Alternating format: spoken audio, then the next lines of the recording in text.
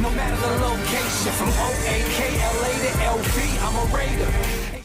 Raider Nation, what's going on? You are watching the Raiders Report. Today's show is presented by Manscaped. It's me and my dog Chuck. We're just hanging out here. We're going to be breaking down the top free agents that I want the Raiders to go out and sign.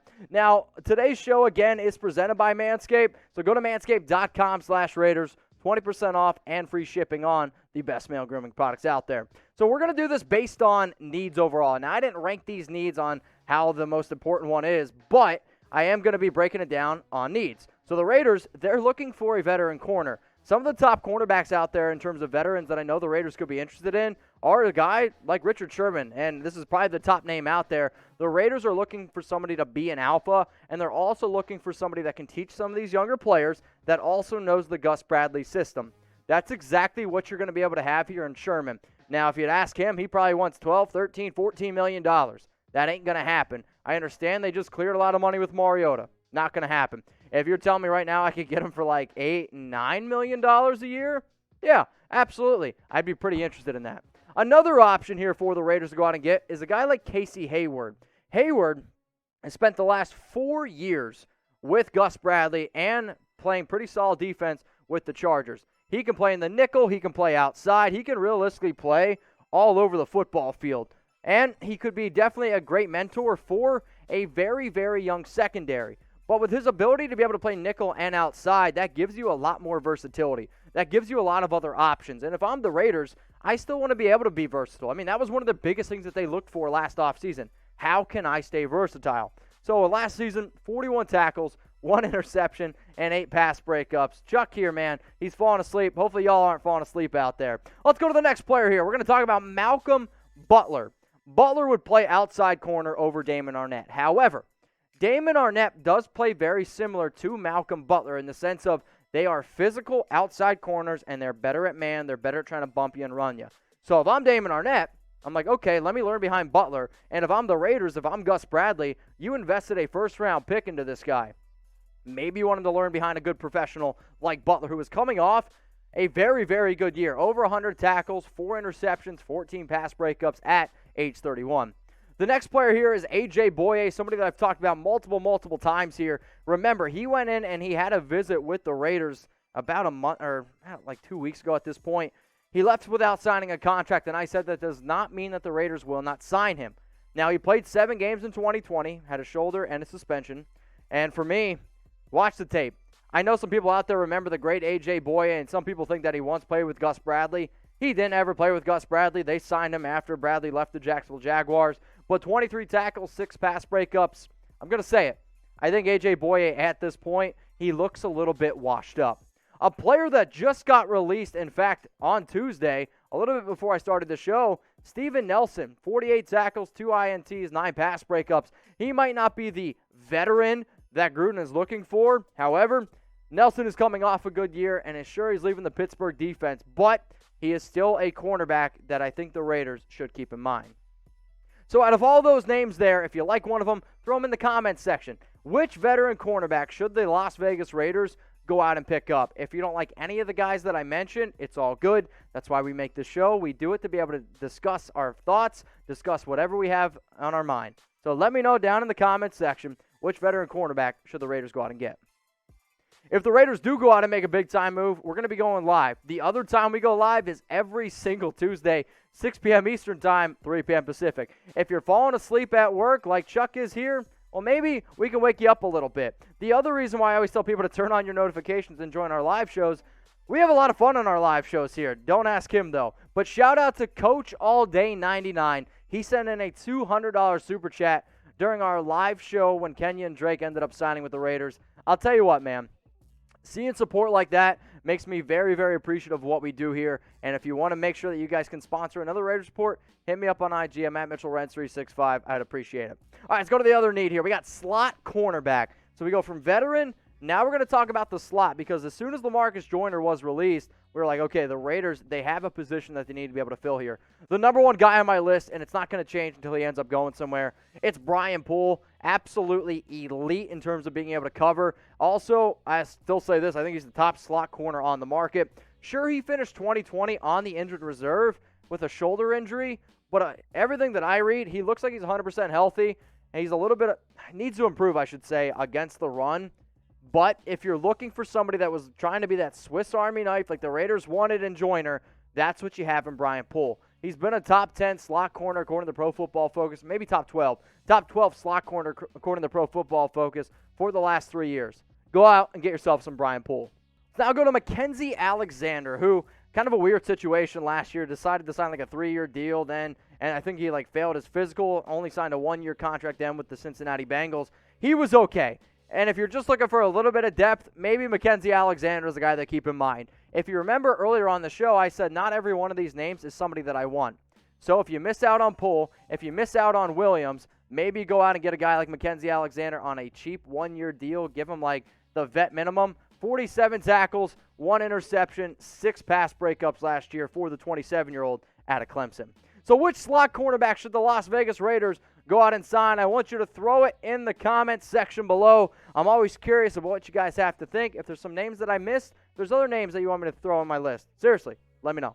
All right, so let's go to safety now. Definitely a position that the Raiders need. I'm going to do free safety, and there's some other strong safeties that I like that have some versatility to them. The top guy, and I've said it, if it happens, I'm getting the jersey. It's Malik Hooker. You can't deny his elite talent. Sure, he missed 28 games the last 4 seasons, but this is a player to me where, okay, suffered a torn Achilles, wants to be able to come out and prove himself, and wants to be able to ultimately get a big-time contract down the road. So take a shot on him. He can play that center field. He can play in a cover 3 type of system. I know he can. And if this dude stays healthy, I promise you this, you are going to be extremely happy that you went out and got yourself some Hooker. Let's go to Xavier Woods here, next up on my list. Also spent some time with Rod Marinelli. Also knows the defense that he's trying to run, Gus Bradley, that is. But a versatile safety who can play also in the slot, which definitely is something that the Raiders want. He's definitely best when he lined up near the line of scrimmage. Average safety and covering the ball. And what do I mean by that? If the Raiders ultimately want somebody, they need to be able to go out and get somebody that can still play center field. Hopefully, the Raiders can do that, and I don't know if it is 100% going to be somebody like Xavier Woods. Let's go to the next name here on my list. It is Tre Boston.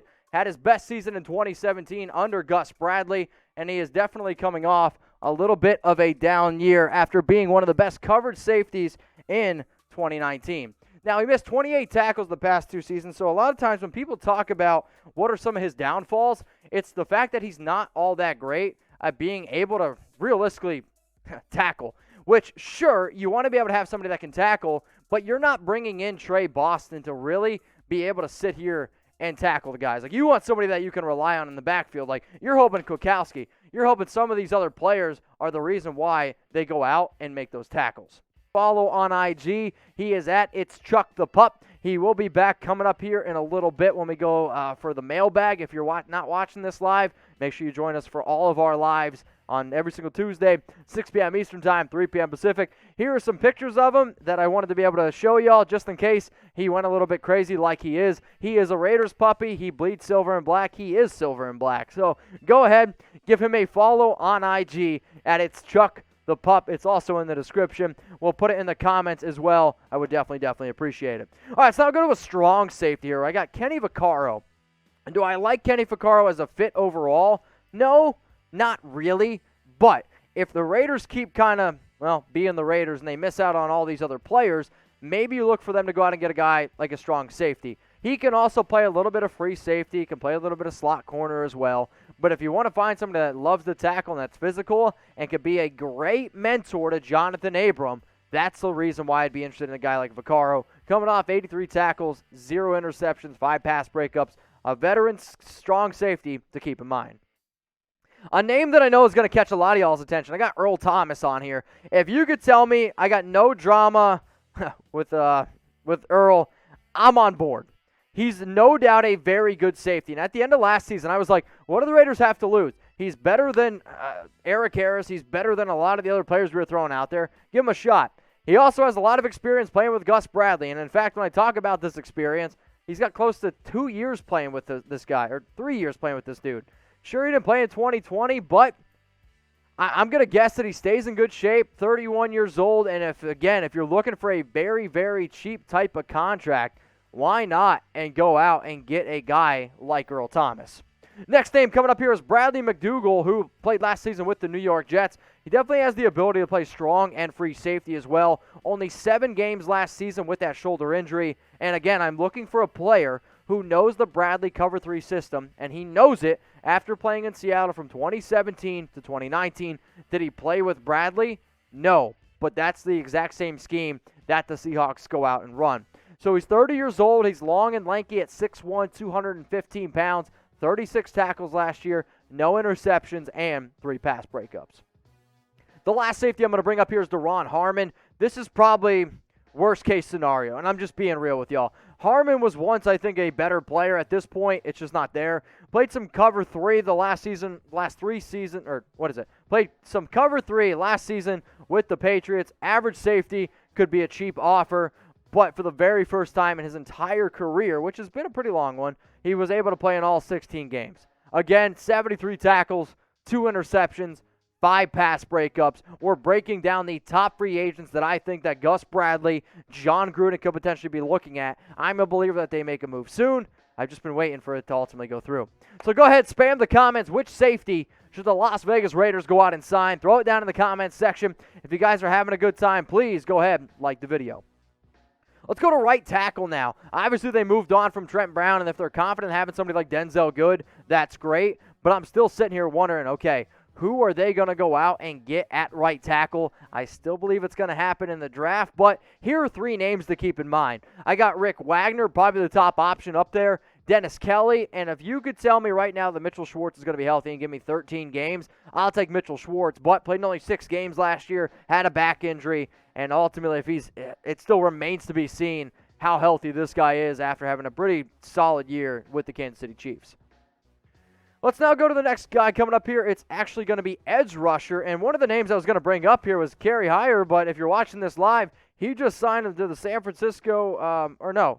with the Seattle Seahawks, so he's not going to be on this list. But today's show is also presented by Manscaped. Get the perfect package, 20% off, and free shipping. How do you do that? Everyone watching, listen up. You got to go to manscaped.com/Raiders. 20% off and free shipping on the best male grooming products out there. I'm a big fan of the Lawnmower 3.0, and in fact, we were so excited. We got all this Manscaped gear. Look at this, man. They're hooking us up here. Oh, it's actually see-through. That's what I like to see. So go ahead, go to manscaped.com/Raiders. 20% off and free shipping. And I know we always talk about these products. They got some new ones as well. Look at this. It's called Crop Mop. What is it basically? It's to get rid of the sweat and junk down there. You take out one of these wipes, you get some of that, so if you're sweating like me right now, you're not going to stink down there. Plus, the most comfortable boxers, a great carrying case. It is all available to y'all at manscaped.com/Raiders. Ball toner, ball deodorant. They just came out with cologne. I'm wearing it right now. I might still smell like puppy, so I might have to go give myself another spritz or 2. But again, manscaped.com/Raiders. Melvin Ingram, you're next up here in terms of an edge rusher. A lot of names out there always go back to Melvin Ingram. Why? Knows the Gus Bradley system. You need an edge rusher. My concern is this. Dude can't stay healthy. I know he's a big-time name, and I know he's a name that Raider Nation wants. I'm telling y'all right now, by going out and bringing back Nicholas Morrow, I'd rather have Jeremiah Owusu-Koramoah. I'd rather have Zaven Collins. I'd rather have Azeez Ojulari in the draft. I'm actually hoping that the Raiders stay away from Ingram unless it is a very cheap and reasonable contract. If it's anything over $4 or $5 million, I'm good. Next name coming up here on the Raiders Report, it is Carlos Dunlap, and I actually predicted Carlos Dunlap to go to the Seattle Seahawks. Maybe after them making a move for Kerry Hyder, that's going to change up here a little bit. So for Dunlap, coming off one of his better seasons, at least near the end of the season, if you're looking for somebody that could come in and maybe fill that Benson Mayowa role where you get somebody who's a good edge rusher, put in like 35% of the snaps, Carlos Dunlap is definitely a guy to keep in mind. Don't look at his numbers. He was slowed down when he was in Cincinnati. He finished the year strong with the Seattle Seahawks. Watch that tape. That's the guy that I want. Last person I'm going to bring up here on today's show is Justin Houston. Spent his first 8 years in the NFL with the Chiefs. Bradley knows him well. Obviously, he knows the division very well. John Gruden has shown very heavy interest in him before. I actually came up here on the show right when I first started, and I was like, stay away from Justin Houston. He's getting up there in age, and he's not going to be very good for very long. Well, I'm wrong. I'm eating my words. At least 8 sacks in 4 straight seasons. I understand he's 32 years old, but he was great last year for Indianapolis, and he played his role phenomenally. This is another veteran that you could bring in to teach a young team to really fill that void, fill that hole of being able to go out and finding an edge rusher. So name an edge that the Raiders should go out and sign. That's going to be all the positions on today's show. I am going to be going down through the comments after this video is posted. I'm going to see what y'all have to say. If you disagree with me, you guys know where you can find me. I'm always on IG at Mitchell Renz 365.